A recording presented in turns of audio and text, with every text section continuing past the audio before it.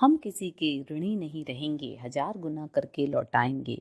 परम पूज्य गुरुदेव ने अपने एक प्रवचन में कहा है, बेटा मैं किसी का ऋणी नहीं रहूंगा। वे अति विनम्र होकर कहते हैं, जिनने भी हमारी कुछ सेवा सहायता की है उनकी हम पाई पाई चुका देंगे। ना हमें स्वर्ग जाना है, ना मुक्ति लेनी है। 84 लाख योनियों के चक्कर में एक बार भगवान से प्रार्थना करके इसलिए प्रवेश करेंगे कि इस जन्म में जिस जिसने जितना जितना हमारा उपकार किया हो, जितनी सहायता की हो, उसका एक एक कण ब्याज सहित हमारे उस 84 लाख चक्र में भुगतान करा दिया जाए। इच्छा प्रबल है कि अपना हृदय कोई बादल जैसा बना दे और उसमें प्यार का इतना जल भर दे कि जहाँ से एक बूंद स्नेह की मिली हो वहाँ एक प्रहर की वर्षा करते रह सकें। प्रेम तो पूज्यवर ने इतना लुटाया कि हर कोई उसका गुणगान करते नहीं थकता। अनुदान वरदान भी कम नहीं दिए। यहाँ कुछ ऐसे प्रसंग दिए जा रहे हैं जब उन्होंने साधारण से व्यक्ति को कहाँ से कहाँ पहुँचा दिया। 25% निष्ठा पूर्वक लगाते रहे। पालीताणा भावनगर के श्री जनक भाई सोमपुरा एक मामूली मूर्तिकार थे। जब वो पूज्यवर से जुड़े तब मात्र 1400 रुपए में घर के 5 सदस्यों का जीवन निर्वाह मुश्किल से होता था। उन्होंने श्रद्धा भावना से अंशदान देना शुरू किया। पहले थोड़ा थोड़ा देते थे, फिर महीने में एक दिन का वेतन देने लगे।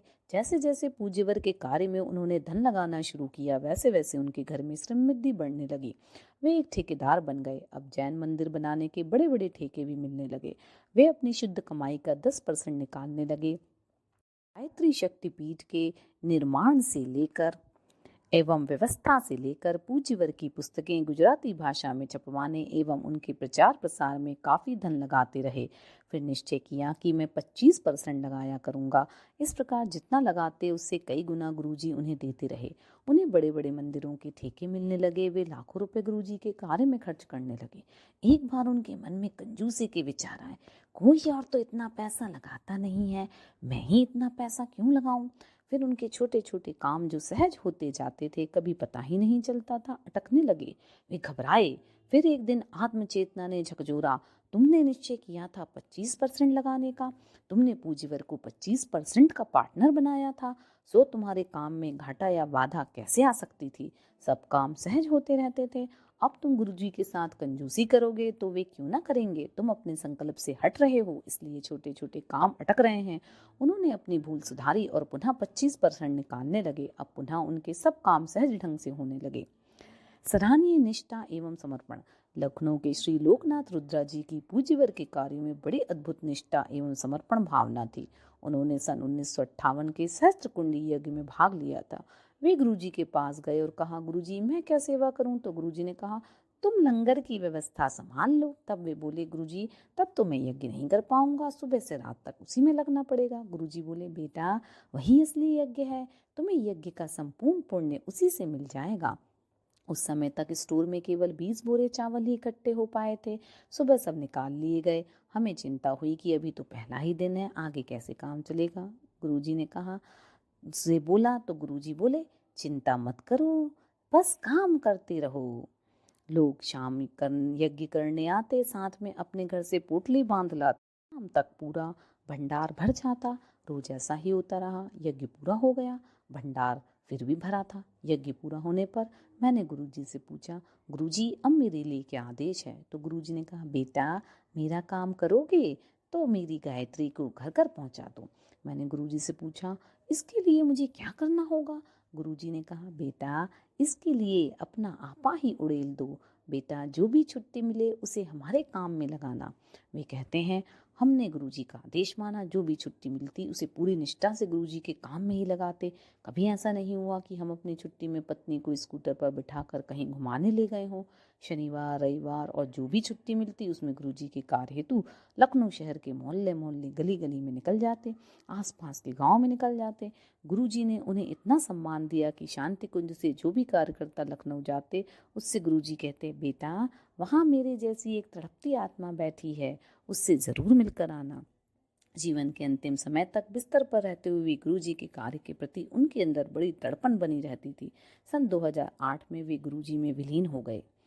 पूज्यवर ने नए युग का नया इतिहास रचा है।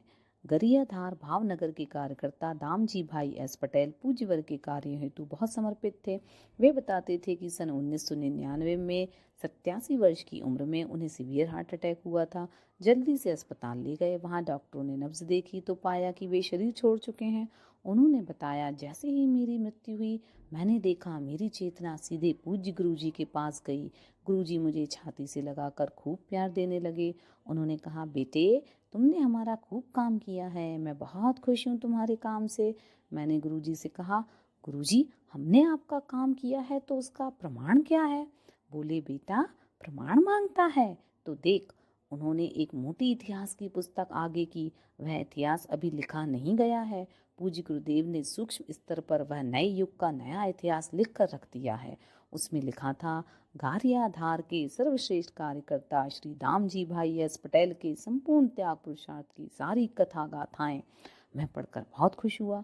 फिर गुरुजी कहते हैं, बेटा इस 99 के वर्ष में मैं तुम्हें एक उपहार देता हूँ, नया जीवन दान। जा तू हमारा काम करना। तुरंत मेरी चेतना वापस शरीर में लौट आई। कुछ ही बीते पल थे, मैं फिर मृत से फिर जीवित हो उठा। सभी आश्चर्यचकित थे। फिर इस उम्र में भी वे नाती पोतों के मुंह में नहीं फंसे। जब तक जिए पूज्यवर का कार्य निष्ठापूर्वक घर घर जाकर करते रहे। लगभग 8 वर्षों के उपरांत उनकी मृत्यु सुखद रूप से हुई। 5% का पार्टनर बनाया। चेन्नई के तेजराज सिंह राजपुरोहित जी ने नई दुकान खोली। वंदनी शैल जी से बात की, जीजी मैं नई दुकान खोल रहा हूँ टोपी की। जीजी ने कहा, तुम्हारी टोपी बहुत चलेगी, चिंता मत करना, कमाई का एक अंश गुरुजी के चरणों में रखते जाना।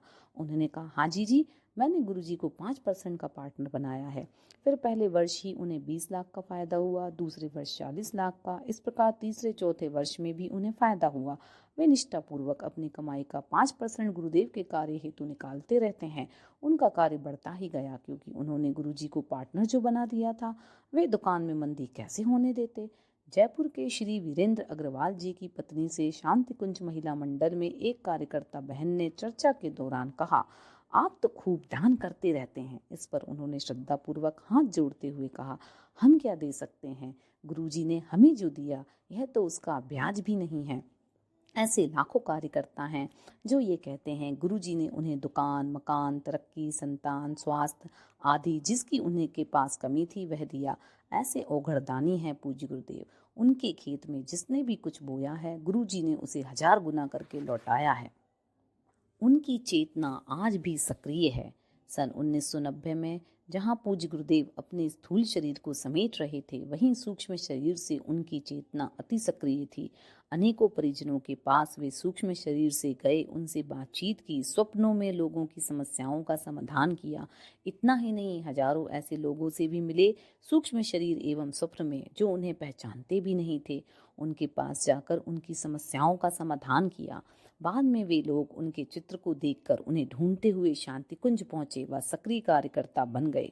गुरुदेव ने लिखा था, ये कारवां रुकेगा नहीं, और इनकी व्यवस्था भी वे स्वयं ही करते रहे। इसी का परिणाम है कि उनके स्थूल शरीर छोड़ने के बाद भी युग निर्माण योजना का विस्तार 25 गुनी शक्ति से बढ़ता चला गया है।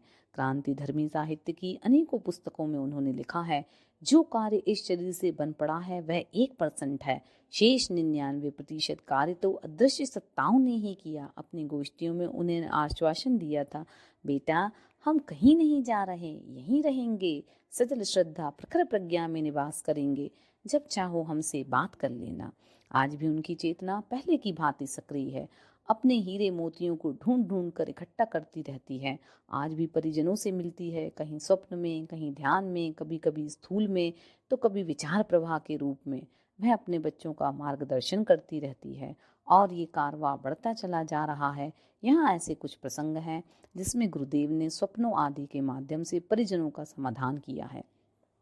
मत जाना बेटी, डॉक्टर मंजू जी अपनी अनुभव बताते हुए कहती हैं, मैंने सन 1972 में MBBS किया व सन 1989 में MD।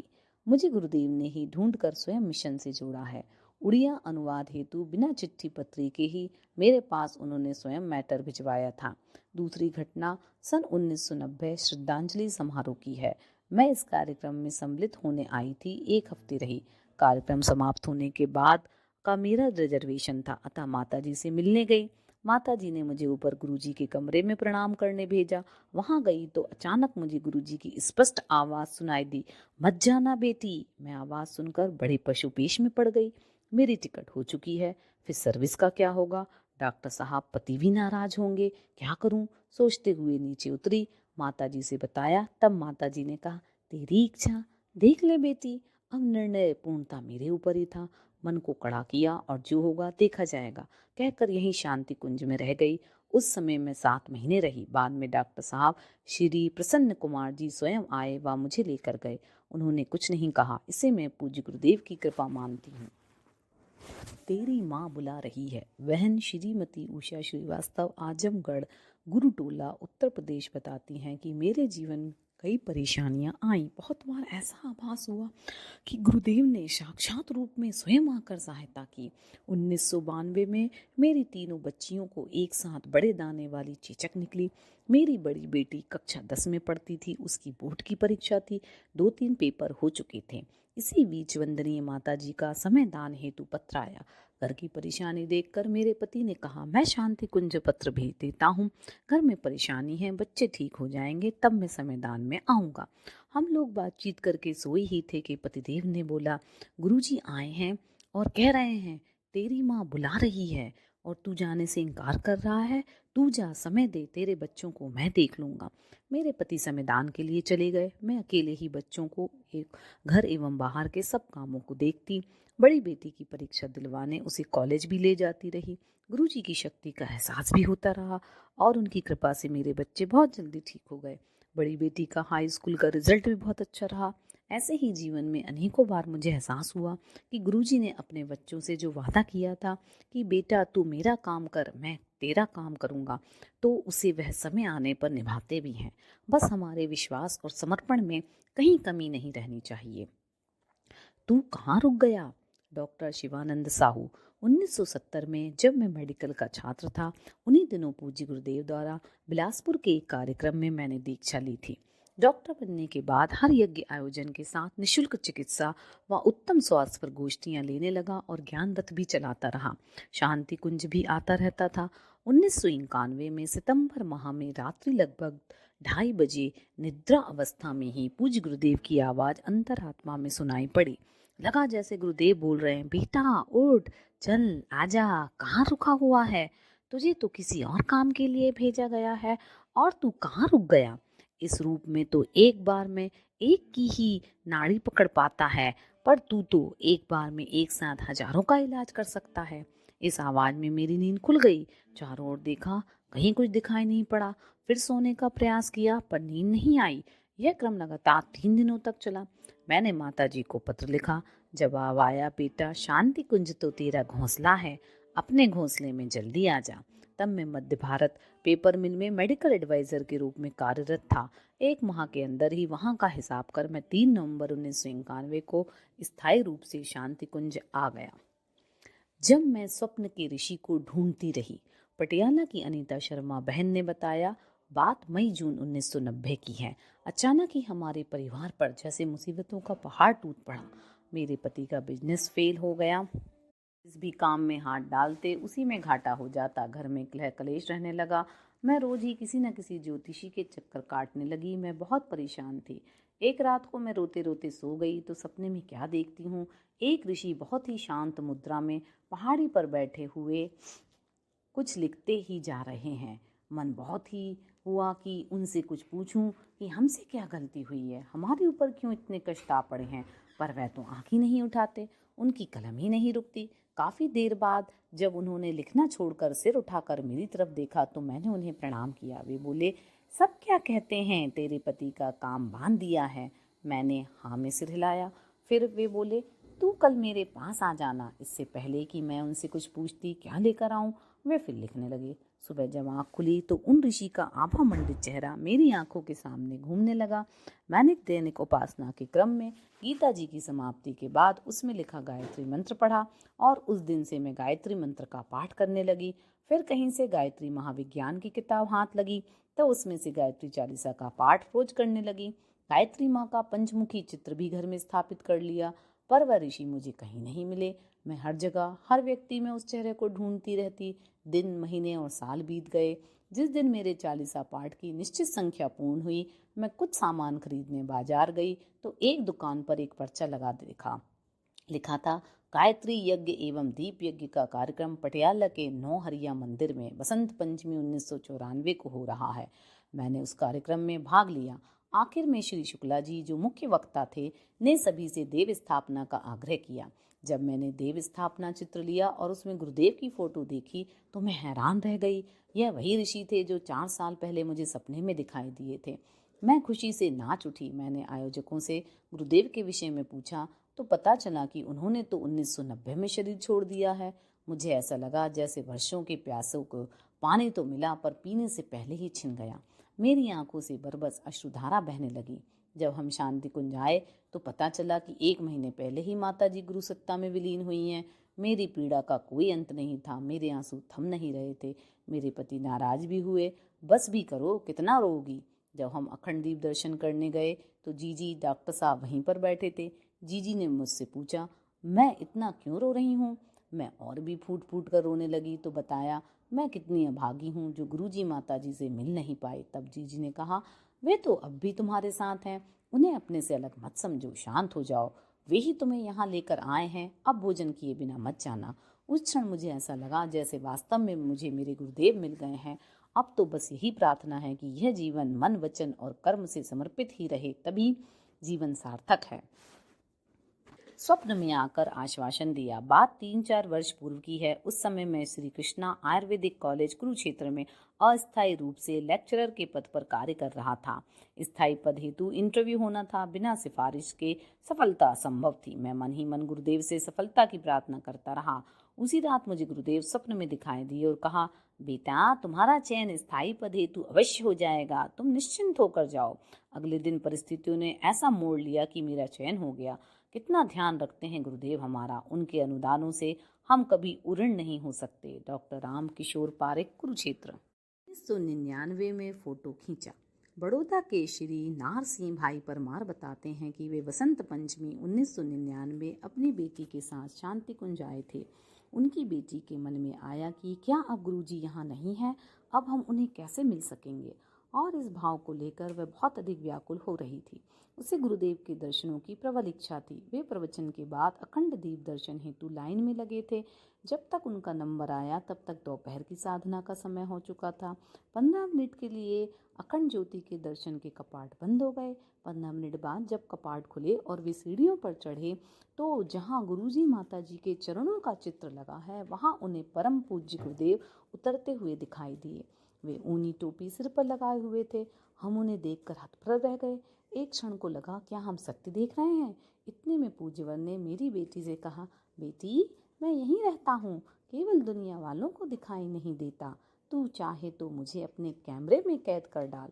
उनके ऐसा कहने पर मैंने भी उसे कहा, बेटा फोटो खींच लो। उसने फोटो खींच लिया।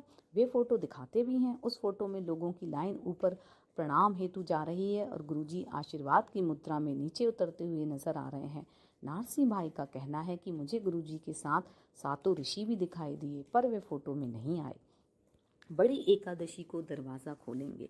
श्रीमती मणिदास, सुल्तानपुर उत्तर प्रदेश के श्री श्याम सुंदर सिंघल जी शांति कुंज में कई वर्षों तक रहे। सन 2003 में उनकी पत्नी 40% जल गई थी।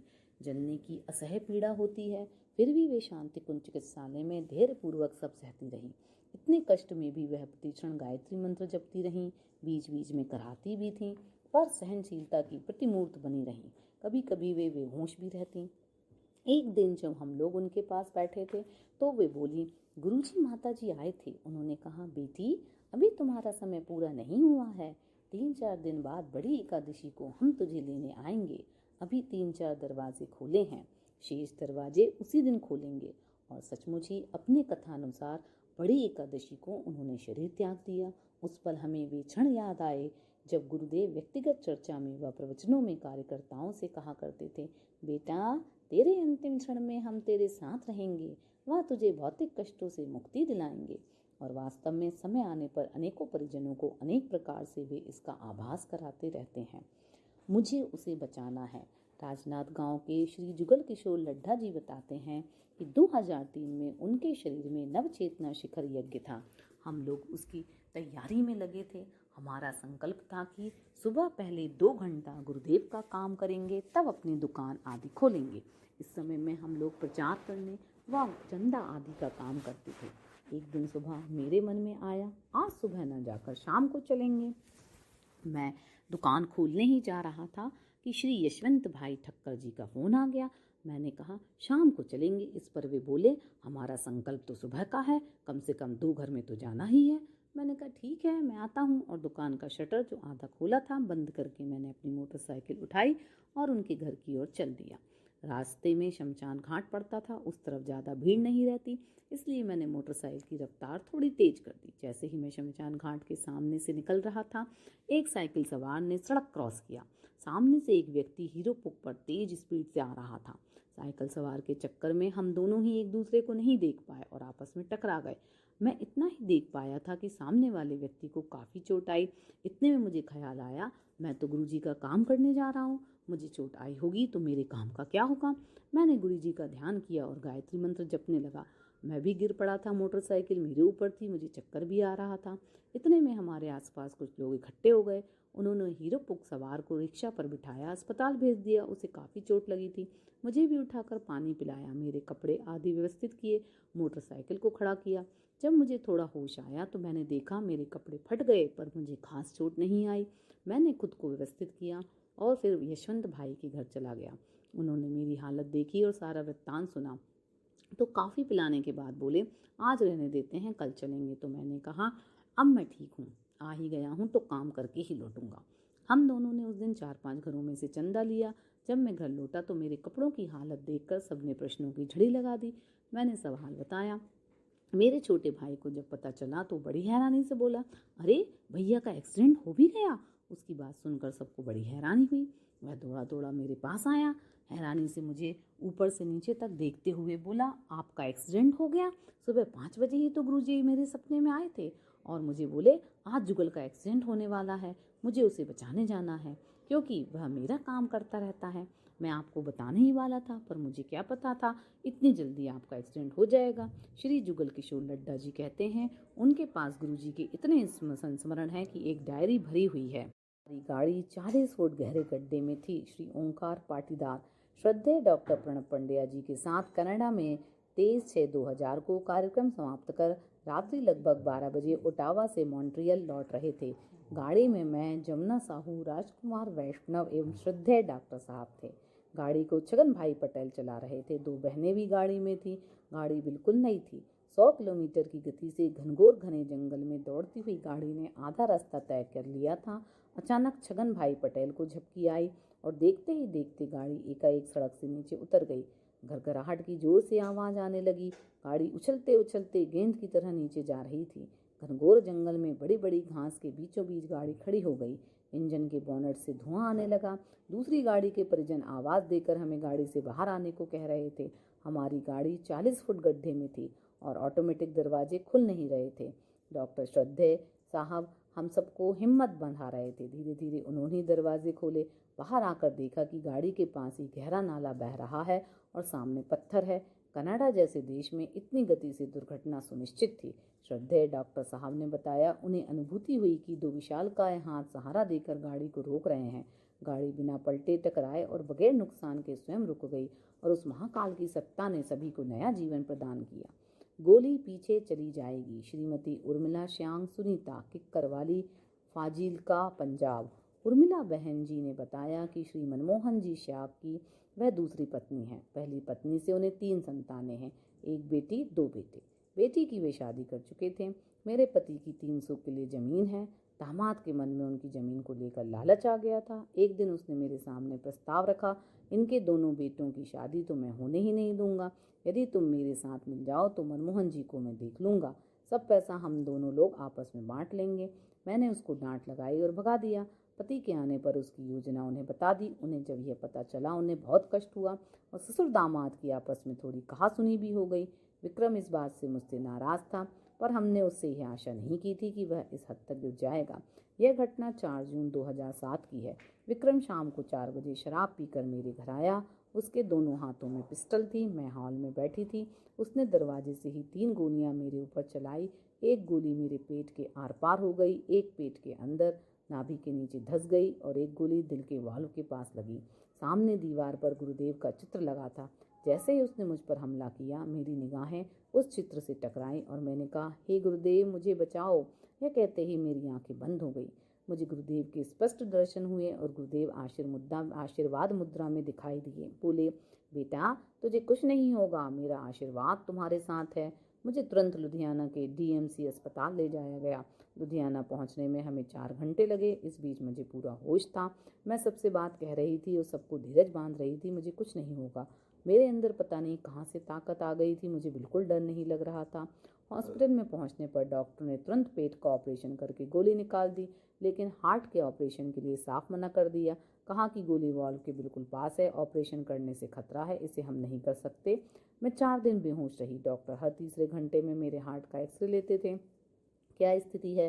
5वें दिन मुझे होश आया। जब मुझे पता चला दिल के पास गोली लगी तो वहीं पर है, अभी संकट टला नहीं। यह जानकर मेरे बचने की कोई उम्मीद नहीं। मुझे बहुत निराशा हुई। मैं रात भर रोती रही और गुरुजी से प्रार्थना करने लगी। इससे तो अच्छा था मैं उसी समय मर गई होती। मेरी छोटी सी बेटी है, उसका क्या होगा? रोते रोते पूरी रात बीत गई। मेरे आंसू थमने का नाम नहीं ले रहे थे। सुबह 4 बजे मुझे कुछ गुरुजी के दर्शन हुए। वे मेरे सामने खड़े थे। उन्होंने कहा, बेटा, कुछ नहीं होगा, गोली पीछे चली जाएगी, चिंता मत करो, तुम्हें कुछ नहीं होगा। सुबह जब डॉक्टर चेक करने आए तो डॉक्टर ने पीठ में देखा कुछ सूजन है, एक जगह थोड़ी फूल गई है। डॉक्टर ने छू कर देखा, गोली अपनी जगह से खिसक कर पीठ में चमड़ी की ऊपरी परत में आ गई। डॉक्टर ने तुरंत नर्स को बुलाया और वहीं बिस्तर पर से एक हल्का सा चीरा लगाकर गोली को निकाल दिया। डॉक्टर हैरान थे, ऐसा कैसे हो गया? थोड़ी देर बाद डॉक्टरों की पूरी टीम ने मुझे घेर लिया। दोबारा एक्सरे लिया गया। पहले के सब एक्सरे को बार बार देख रहे थे। रात्रि 3 बजे जो एक्सरे लिया गया था उसमें गोली अपनी जगह पर ही थी। सब हैरान थे, अचानक सुबह तक गोली इतने पीछे कैसे पहुंच गई। डीएमसी हॉस्पिटल की पूरी टीम बैठी। फिर से उन्होंने कई एंगल से एक्सरे करके देखा, पर कुछ रहस्य समझ में नहीं आया। फिर मुझसे बोले, आश्चर्य है, हमारी समझ से बाहर है कि ऐसा कैसे हो गया। आप बहुत भाग्यशाली हैं। तब मैंने उन्हें गुरुदेव के दर्शनों के बारे में बताया। मेरे सिरहाने गायत्री महाविज्ञान रखा था। अस्पताल का हेड डॉक्टर, क्या मैं इसे देख सकता हूँ, कहकर उसने मुझसे मांग लिया। अगले दिन वह पुनः आया और मुझे उसका पैसा देकर दे गया कि इसे तो मैं अपने पास रखूंगा। वे भावुक होकर कहने लगी, मैं तो मर गई थी, मेरा यह जीवन गुरुजी का दिया हुआ जीवन है। कौन कह सकता है गुरुदेव नहीं है? वे आज भी हैं, मैं इसका प्रमाण हूँ। उर्मिला बहन जी ने गोली के निशान भी दिखाए।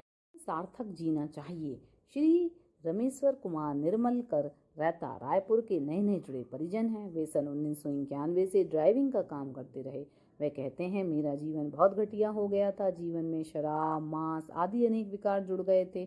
मैं अधिकांश घर से बाहर ही रहा। देश भर में भटकते हुए जीवन कटा, पर घर तो मैं बस पति पत्नी बच्चों के लिए पैसा भेजता रहता था। घर जाता तो पत्नी आवेशित होती, झगड़ा करती, ढेरों उलाहने देती। मेरे जीवन में शांति नहीं थी। पत्नी के झगड़े व तानों से तंग आकर मैं आत्महत्या करने का विचार करने लगा। मुझे अपने जीवन से घृणा होने लगी थी।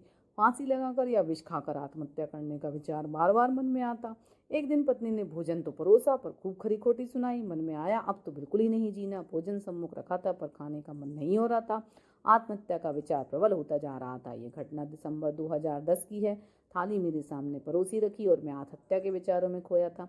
तभी मैंने देखा, पूज्य गुरुदेव वंदनीय माता जी सम्मुख आकर बैठ गए। मैं हैरान रह गया। वे मुस्कुराते हुए कहने लगे, बेटा, भोजन क्यों नहीं करता? चल भोजन कर। फिर प्रेरणा देते हैं कि बेटे, यह जीवन गंवा देने के लिए नहीं है, जीवन सार्थक जीना चाहिए। मैं जब तक भोजन करता रहा, मुझे बराबर उनकी उपस्थिति का एहसास होता रहा। आत्महत्या का विचार मन से तिरोहित हो गया और उसी क्षण से मेरा जीवन बदल गया। जीने की उमंग पैदा हो गई और उसके बाद मैंने सब दुर्व्यसन छोड़ दिए।